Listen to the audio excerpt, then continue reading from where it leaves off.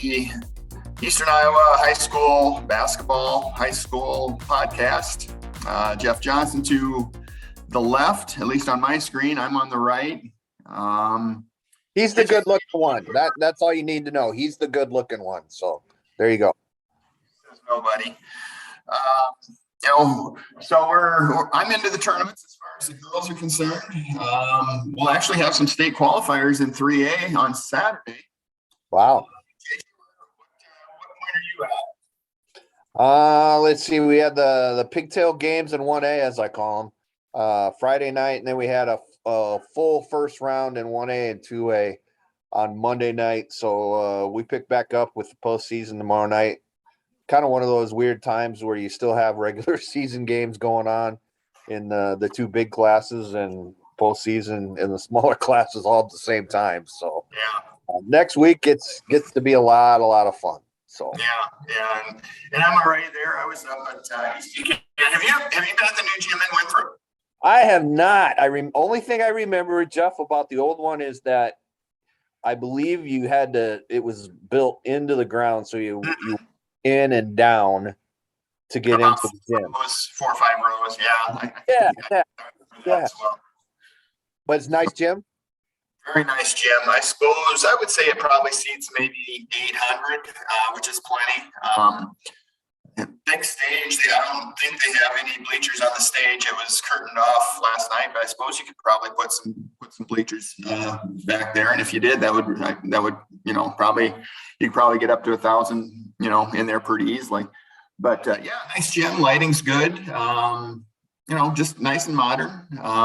The folks up there should be very proud of that. And they've got a good girls basketball team this year. They got their 18th win last night over Central City, 56-45. And that 18th win was a school record for them in 5-on-5. Outstanding. And now who do the Bucks have? They will play Elkader Central on Friday. And the winner of that will play Northland or Prince of Peace in the regional final. So probably be Northland, and the other game I'd say East Buck is a very slight favorite. So that's where they stand in that region there. Outstanding. We where was I at Monday night? I just ran out to Lisbon. Close doubleheader. Couple of games that were not terribly competitive. Saw the North Cedar Knights. Saw a 6-foot kid from North Cedar, Jeff. Dunk. Very impressive. About 6 foot 225, no less. Oh my. And it was a breakaway late in the game, and he went up. I'm gonna count it as a dunk. He kind of hung on the rim, and the ball came out of his hand and banked in. But if you can get up there and kind of hang on the rim at 6 foot, I'm giving you the dunk. So, anyway, Lisbon and Springville both won. Did a little feature story on Rendon Wagaman and Luke Menster from Springville, a couple of guys that have been real instrumental in Springville's nice little run here the last 3-4 years. They both won over 1,000 points about a month apart earlier this month in their careers. So 74 wins they've been a part of in their varsity careers at Springville. So I think between them and Lauren Wilson and Morgan Nahazel, I think there's 4,000 point scorers roaming the halls of Springville these days. That's not bad, is it? No. Not bad. Lynn County and the small schools, I think it's the same thing with the girls. Or not, the smaller, the out of metro schools. Let's put it that way. It's been pretty strong. It certainly has on the boys' side, and I think it has on the girls too. Center Point Urbana, right? Northland, Springville. Center Point Urbana, Northland, Central City's gotten better. Springville's great. Mount Vernon has been one of the neat stories in the area, going from 1 win last year to they've got 12 so far this year, and they've made a lot of progress under Nate Sanderson. And Lisbon's not bad. They finished with 7 or 8 wins, and Alburnett finished with about 8 or 9. So I think that's just about everybody. That's good. I mean, the boys' side's kind of the same way. I think they're all Central City. I think is the only one that has that season has concluded. But like you said, Springville's got 17 wins now. I think, or 18 wins maybe. Alburnette's got 15 or 16. Northland, we all know about. Lisbon's had a real good season. They've got about they must have 15 wins now, 15 or 16 as well. So a lot of good basketball being played out in rural, I guess you can call it rural, Lynn County. So Yeah, that's good. absolutely. So let's see. We'll just kind of go through what else I got going on in 2A from last night. We're down to the semifinals, which will be Friday. It's kind of a strange thing. The semifinals are Friday, and then the finals are next Wednesday for 1A and 2A. 4A and 5A, they go Saturday, Tuesday. So 3 days of rest for the big schools, 5 for the small schools. I don't know what that's all about. So 2A Region 4 will be Denver, NFL, Arnett, Abington, Parkersburg, Osage. Region 4. Region 5 will be Jessup and Bellevue, Cascade, Grundy Center. Region 6 will be Regina West Branch. Is where I'll be on Friday. That'll be a really good game at Regina. The other half is Minneapolis and Louisa Muscatine. I guess that takes care of everything in 2A in our area. Got my brackets for 1A. Again, we said Northland, Prince of Peace, East Buchanan, Elkader Central.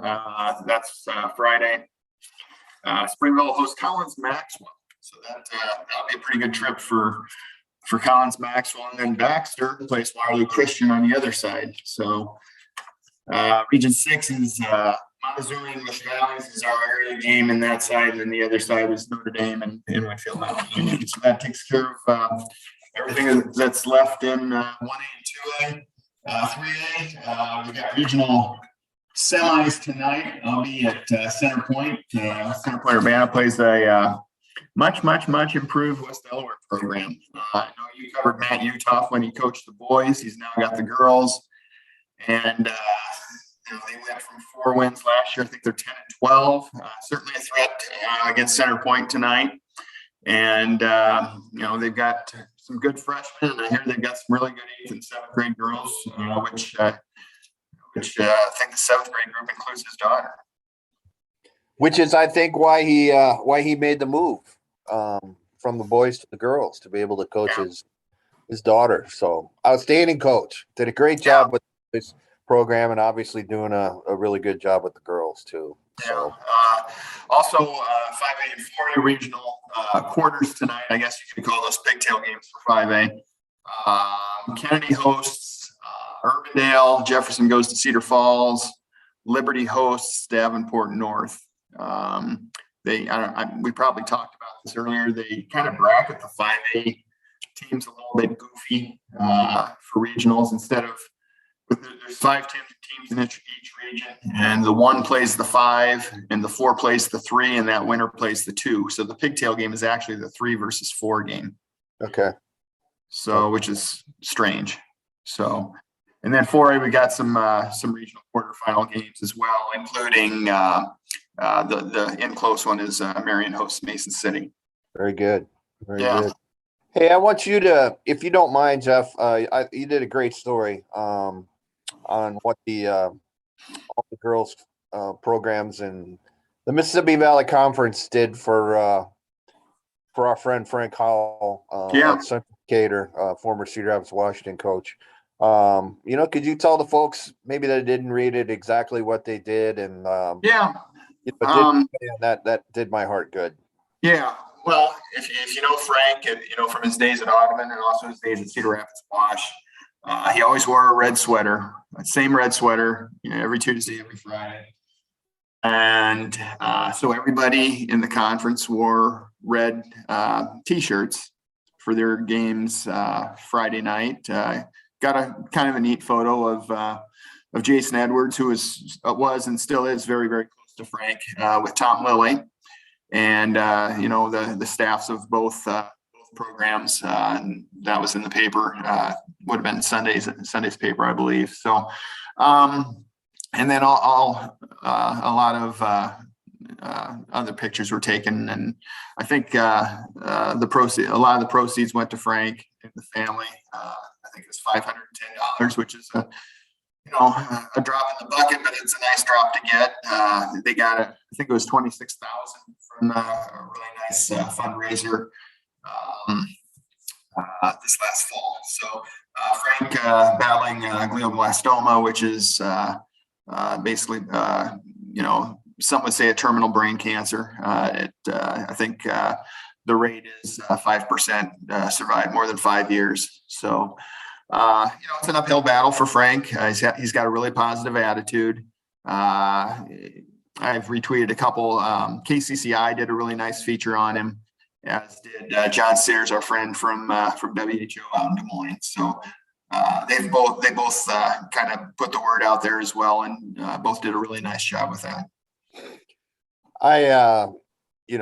Like you said, I mean, Frank's just a top-notch person, as well as a coach. And I can remember he had a lot of Cedar Rapids Rough Riders guys in his class at Wash back in the day, his classes back in the day.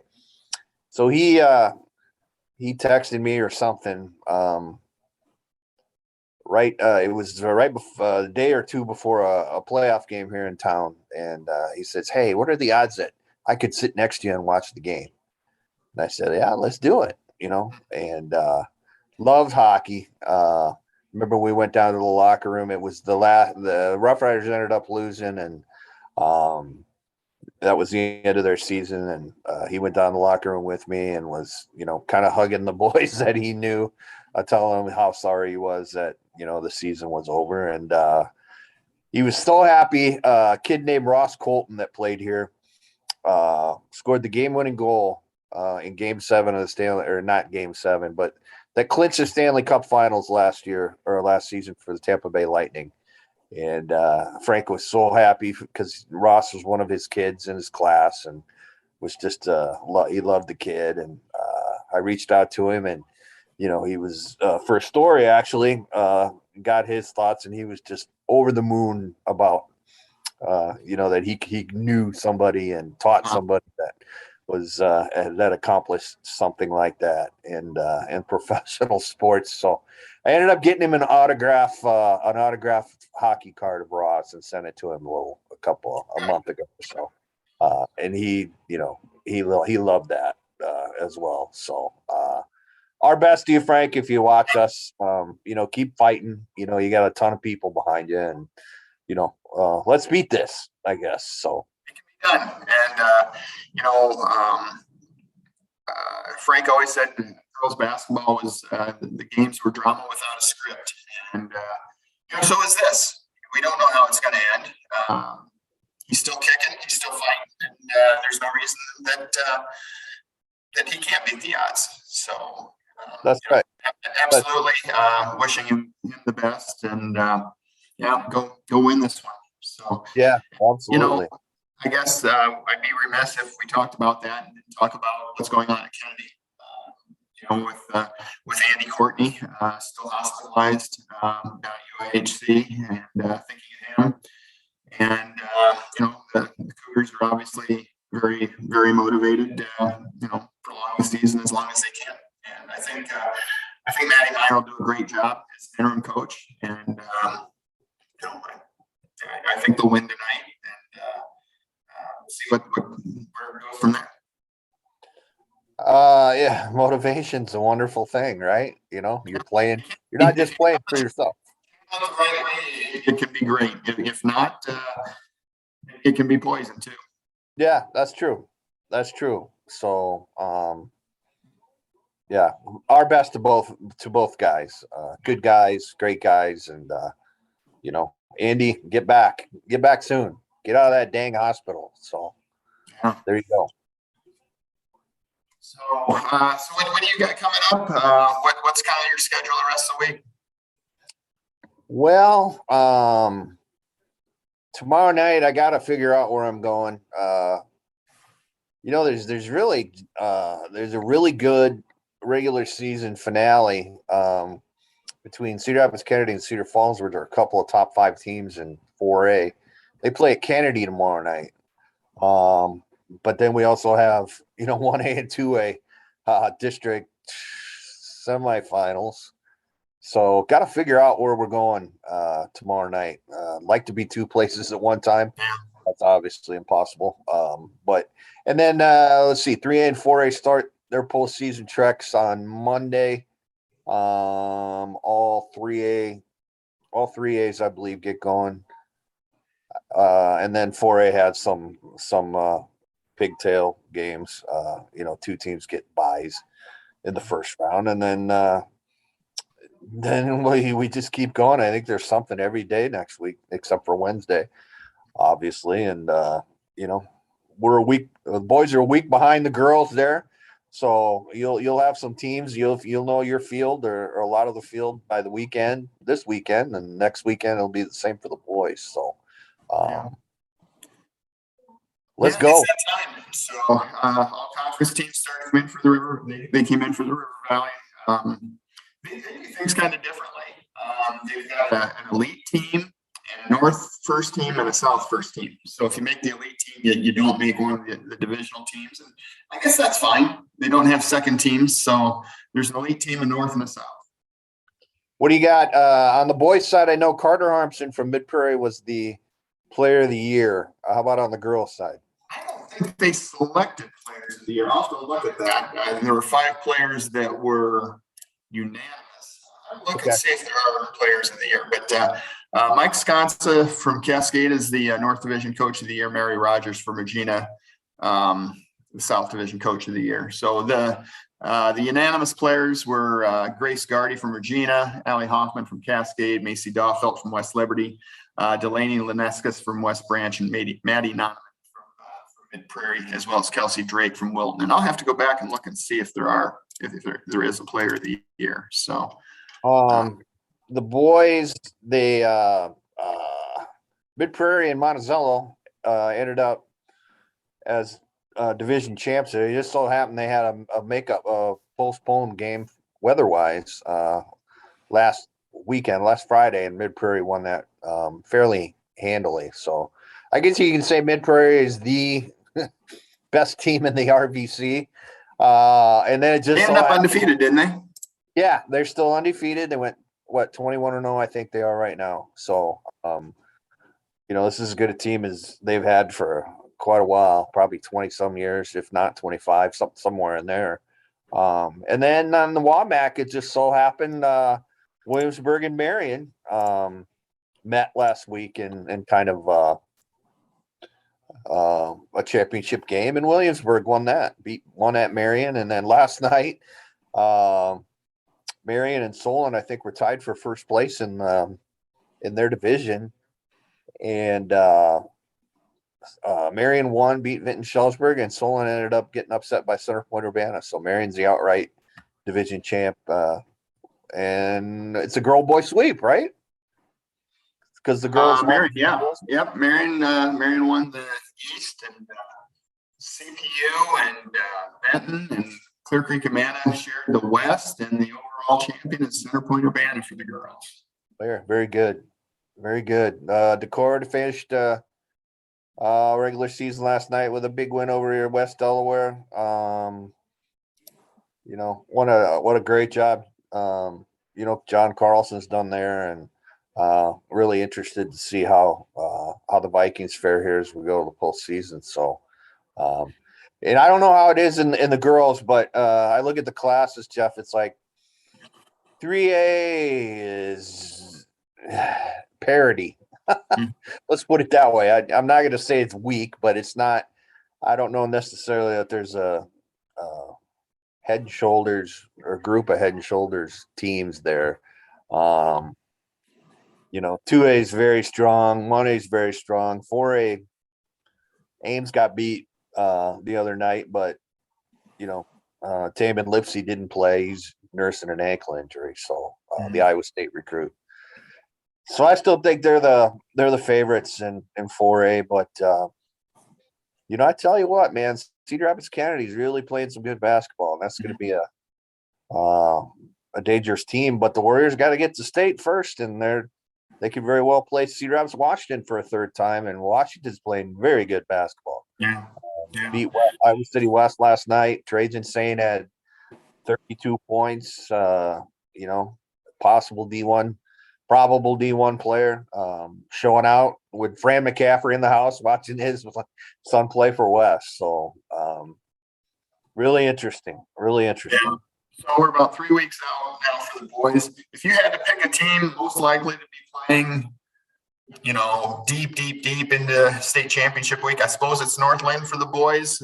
Would you say that, or would you say there's somebody else that might even have a better chance to be going deep?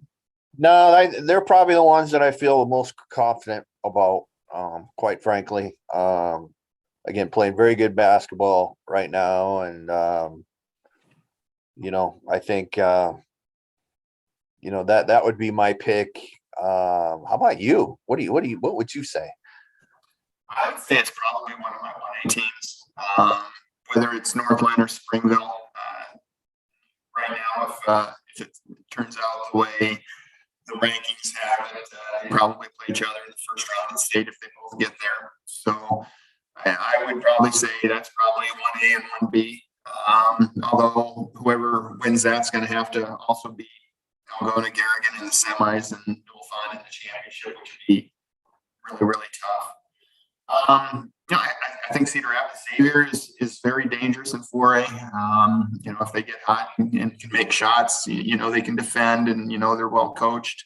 So I think Savior's got a puncher's chance to maybe be playing for a championship. Center Point Urbana, if they're making shots, they could make some noise in 3A. In 5A, I don't know. Both the Iowa City schools have tailed off a little bit lately.